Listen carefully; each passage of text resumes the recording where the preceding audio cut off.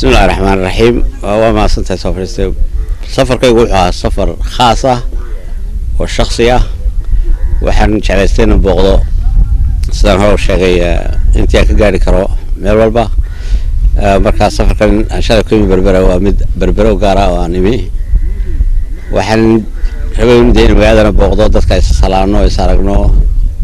أنا دي مواد سومالي لنا دتكنا كل برشة بدن لقى حسي قرشوا marka waxaan taa dhaafsan ma jiro waa boqosho khaaso laakiin aad cid la kulanto hore waxaad u ballan qaaday markay saashisay inaad marayso gobolada Soomaaliland oo dhan waa taageerayaal ku lahayd oo taageerayaashaadana aad waxaan ka raali gelinayaa in yani de qorshiye xisbigaan ku wadnay sida wax isu bedeleen iyo iscasilaada arintaasi ma kumeed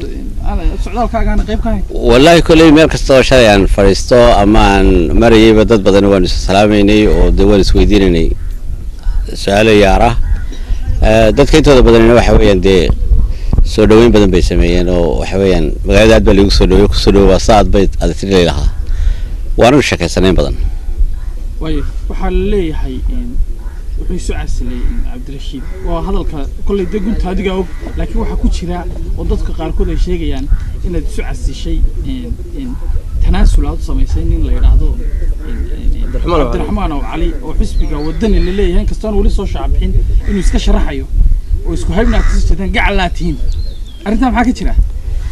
ama leeyahay Cabdiraxmaan Ali waqtigan inuu baaragtay tartan u taagan yahay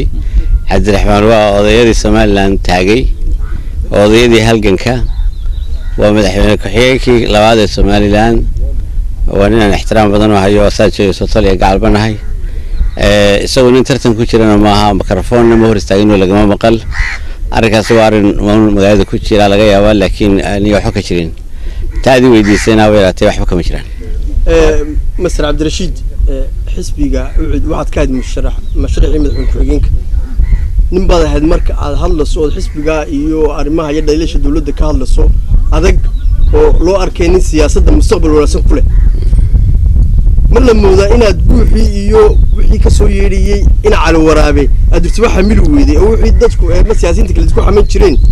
ay lahaayeen waa niman baraq nugulo iska tagi doona inay jeed ku soo baxday maya mana tagin siyaasadana sax kagama tagayo waxaan u soo biyeystay Soomaaliland in nidaamka siyaasiga lagu wada dhowrata ka sanadood ee madaleyska ah ee fadhiidka ah in wuxuu lagu bedelo wali waxaan u taaganahay ummadda dhex socda sidii isbedelay ma laha in cali waraabana cabsiga ma kaxayn waxa ogtihiin xisbiga kulmiye iyo sida loo kala dhaqaaqay maran sharciga kama dhicin way arkeen raggeena inay waxba bedeli kareen meel walba wada kaysa sida wax ka socdaan marka musharaxiin gudoomiyihii loo adeegsanayo oo loo isticmaalayo inaan meel gaarin waa waxay muuqda waxaan banaanka ugu soo baxay hadii wixii ay ka soo tagali waayaan in wali isbedel yimaado dalaya ويا عبد الرشيد أنت يا المعارض كذا حسبيات كشرتي رجي بليش هذا تشيدين يسي يا سيسين سيدي الضمير كوسين ما أنت له سكتات كبير حسبيات غير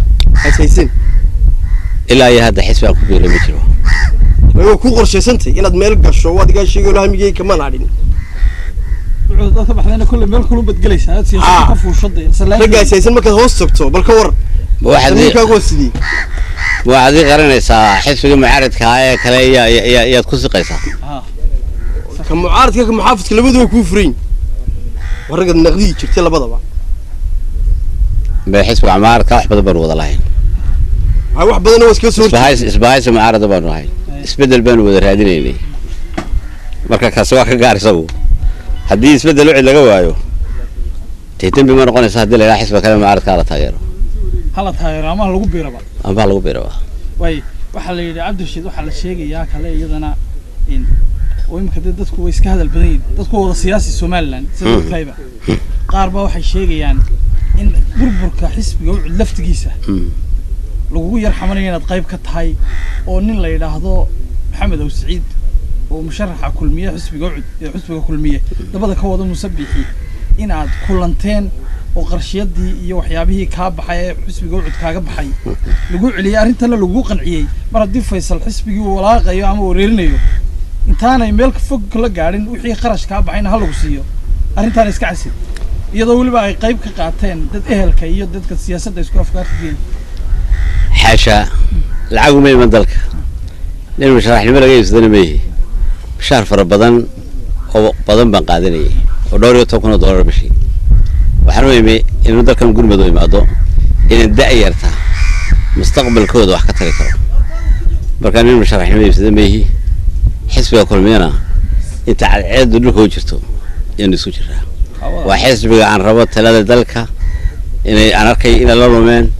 inay rajadii Soomaaliland ku celiyeen 20 sano halkan ka soo bilownay meel kaliya marka aniga mashruucaasi mashruuc sanawi soo galamahay cid kale u sheeg waaye Cabdirashiid musharax madaxweyne ku xigeen badahay waa manqaam aad u sareeya marka loo eego maanta sida lagu helaano way adag aduguna siir oo aad u fudud ayaad socodsiisay musharaxii madaxweynaha ee aad ku xigeenka waxaad u joogaa imikada qudheedana waxa laga yaabaa in arrinkii uu dhamaado iyadoo aanay wali waxba dhamaan maxaa sababta degdega keentay inaad markiiba tanaasusho maxay noqon kartaa adoo horena u sharaxay balse fiican u sharax wallahi aad baan taa sharaxay badan wax horta fudud la yaado dhacay ma jiro wariyaashii baxtiin mar walba warsanay 4 sanadood waxaad ku celcelineysaan xisbiga khilaafa taagan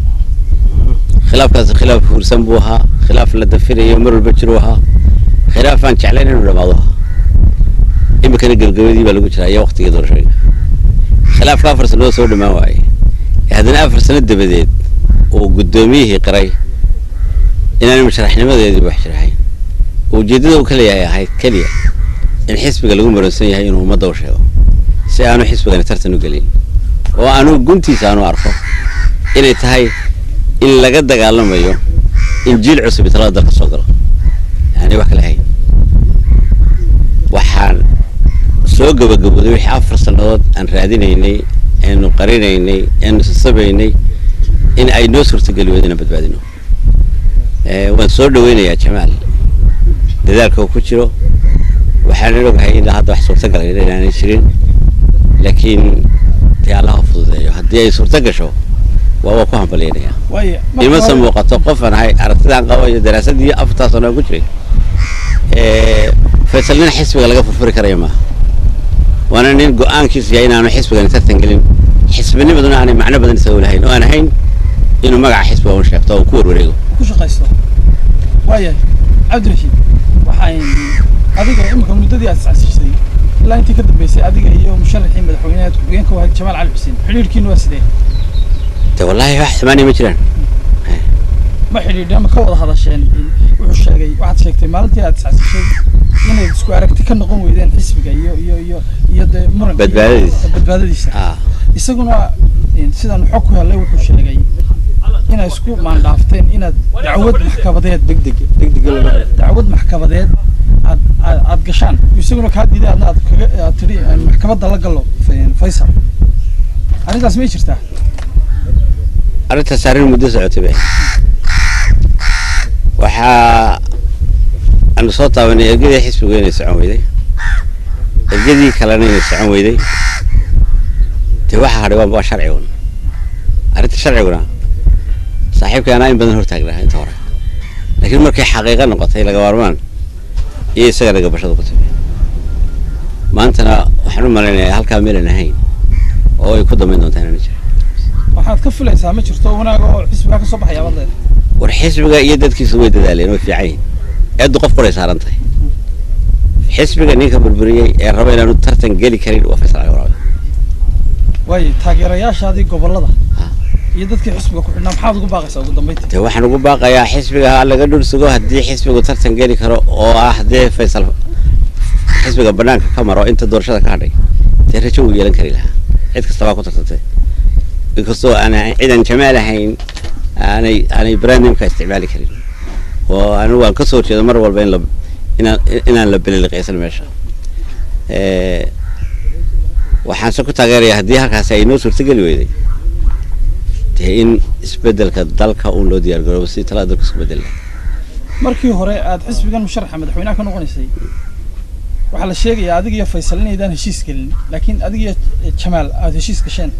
فيصل على ورابع أديك هشيس ميا كشين ده مشرح مدحونا حس بيجان غطى ما أنا أقول لحنا زي هذه شباب أنا أود أشرها وباكيشة ما حسبينا كبيرتان مركي هوري ميدان heshiiska hore taa jamaal baa ka wada socon جمال